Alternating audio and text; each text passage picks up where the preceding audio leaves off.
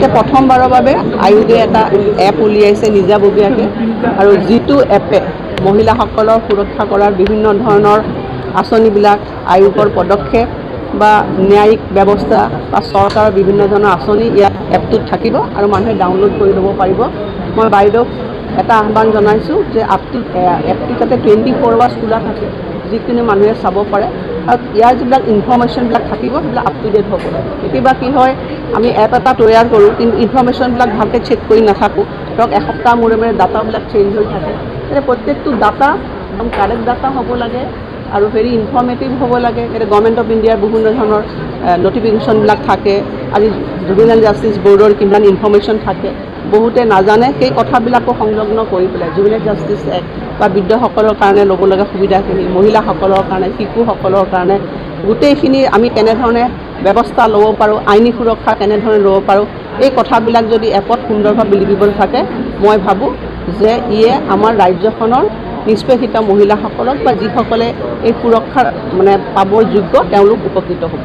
আন এটা প্ৰসংগ সুধিব বিচাৰিছোঁ, যিটো মহিলা সবলীকৰণ কৰাৰ বাবে চৰকাৰী পঞ্চায়তসমূহত আসন সংৰক্ষণ কৰিছে, কিন্তু তাত কিন্তু দেখিবলৈ পোৱা যায় পঞ্চায়ত ৱাৰ্ড মেম্বাৰৰ স্বামীয়ে বিভিন্ন ধমকি দিয়া পৰিলক্ষিত হয়। তেনেকুৱা ঘটনা আমি নিউজত দেখিবলৈ পাওঁ।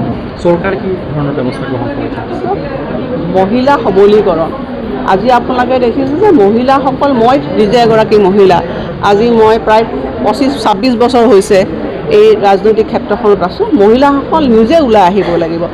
এগৰাকী মহিলা আচলতে সবল নেতৃত্ব দিব লাগিব, তেতিয়াহে আচলতে সমাজখনে সেই মহিলাৰ যিটো সবলীকৰণ বা মহিলাৰ ৰাজনৈতিক নেতৃত্বটো একচেপ্ট কৰি লয়। গতিকে মই পঞ্চায়তত কেতিয়াবা কোনোবা ধৰণে তেনেকুৱা ধৰণৰ ঘটনা হ'ব পাৰে, এইটো নুবুজায় যে মহিলাসকলে ৰাজনৈতিকভাৱে সবল হ'ব নালাগে। আজি যিহেতু মহিলাসকলে আজি স্বাধীনতা 77 বছৰত যিখিনি পাব লগা যিখিনি ৰাজনৈতিক অধিকাৰ সেইখিনি পাবলৈ বিভিন্ন কাৰণ সক্ষম হোৱা নাই, তাৰ কাৰণে আইনখন আনিছে। প্ৰধানমন্ত্ৰী নৰেন্দ্ৰ মোদী ডাঙৰীয়াক আমি ধন্যবাদ জ্ঞাপন কৰিছোঁ যে তেখেতে চেষ্টা চলাইছে মহিলাসকলক ৰাজনৈতিক অধিকাৰ দিবলৈ। আজি মহিলাসকলক ৰাজনৈতিক অধিকাৰ দিলেহে তেওঁলোকে শিকিব।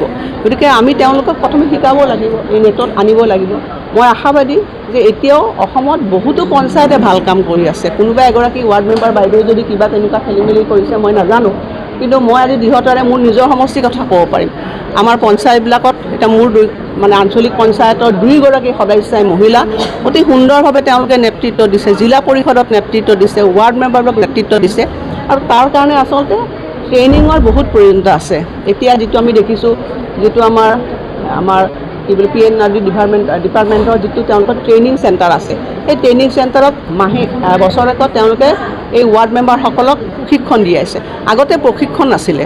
যেতিয়া এগৰাকী মহিলাই যেতিয়া ৰাজনৈতিক ক্ষেত্ৰত কেতিয়াও তেওঁ নাছিল, হঠাতে যদি এই ক্ষেত্ৰত আহে কিছু অসুবিধা হ'ব পাৰে বা কিছু নাজানিব পাৰে, কিন্তু এতিয়া ট্ৰেইনিঙৰ যথেষ্টখিনি দৰকাৰ। আমি নিজেই দেখিছোঁ যে তেওঁলোকক ট্ৰেইনিং দিয়া হৈছে। ট্ৰেইনিং দিয়াৰ ফলত এতিয়া মহিলাবিলাক যথেষ্ট পাৰদৰ্শী হৈছে। ইভেন আমাৰ অসম বিধানসভাৰ অধ্যক্ষই আমাৰ MLA সকলক এইবাৰ ট্ৰেইনিং দিয়ে বিভিন্ন ক্ষেত্ৰত, হাউচত কেনেকৈ ক'ব লাগে, কথা ক'ব লাগে, তেওঁলোকে নিজৰ সমষ্টিত কেনেধৰণে কাম কৰিব লাগে। মই ভাবোঁ যে এই নতুন নিৰ্বাচিত মহিলা ৱাৰ্ড কমিশ্যনাৰ হওক বা একেবাৰে শীৰ্ষৰ MLA হওক, চবৰে আচলতে ট্ৰেইনিঙৰ দৰকাৰ আছে এই ক্ষেত্ৰত, আৰু মই ভাবোঁ যে তেওঁলোকে অভিজ্ঞতাৰে এই ক্ষেত্ৰত ভাল কাম কৰিবৰ কাৰণে সক্ষম হ'ব।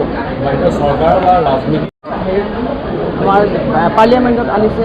আমি আশাবাদী যে NDA চৰকাৰে মহিলাৰ উত্তৰণ সঁচাকৈ বিচাৰে, আমিও সকলোৱে বিচাৰোঁ। এই আইনখন পাছ হ'লে ডেফিনেটলি আহিব লগা সময়ছোৱা মহিলাৰ সংসদত তেওঁলোকৰ অংশগ্ৰহণ বা বিধানসভাত অংশগ্ৰহণ বৃদ্ধি হ'ব। এইবিলাক কথা আজি ইমান সুন্দৰ এই সুন্দৰ মুহূৰ্তত মই এইবিলাক কথা ক'ব নাযাওঁ। কোনোবা ব্যক্তিগতভাৱে কোনে কি কৰিছে সেইটো আমাৰ দৃষ্টিভংগী নহয়। আমাৰ কথা হৈছে এজ এ হলিষ্টিকেলি আমি মহিলা সমাজখনৰ কাৰণে কি কৰিছে চৰকাৰে বা কি কৰিম। যোৱা সময়ছোৱা NDA চৰকাৰে মহিলাসকলক সবল কৰিবৰ কাৰণে বিভিন্ন ধৰণৰ আঁচনিবিলাক গ্ৰহণ কৰিছে। মই মোৰ বক্তব্যত কৈছোঁৱে যে ওমেন লেড গভৰ্নেন্স। গতিকে মই ক'লোঁ একেবাৰে ইলেকশ্যন কমিশ্যনে ইলেকশ্যনৰ বুথটো, ইলেকশ্যনৰ কেন্দ্ৰ এটা পৰিচালনা কৰাৰ পৰা একেবাৰে শীৰ্ষ পৰ্যায়ত দ্ৰৌপদী মুৰ্মুলৈকে আজি ওমেন লেড গভৰ্নেন্সৰ এটা সংজ্ঞা চলিছে, পৰিৱেশ এটা চলিছে। মই ভাবোঁ যে মহিলাসকল আজি ওলাই আহিব লাগিব শক্তিশালী ৰূপত, শিক্ষাৰে তেওঁলোকে নিজকে শক্তিশালী কৰিব লাগিব। ডেফিনেটলি তেওঁলোকৰ যিটো গেপ আছিল সেই গেপটো এই আহিব লগা সময়ছোৱা নিশ্চিতভাৱে সেই গেপ কমিব আৰু মহিলাসকলে নেতৃত্ব ল'বৰ কাৰণে সক্ষম হ'ব। ধন্যবাদ।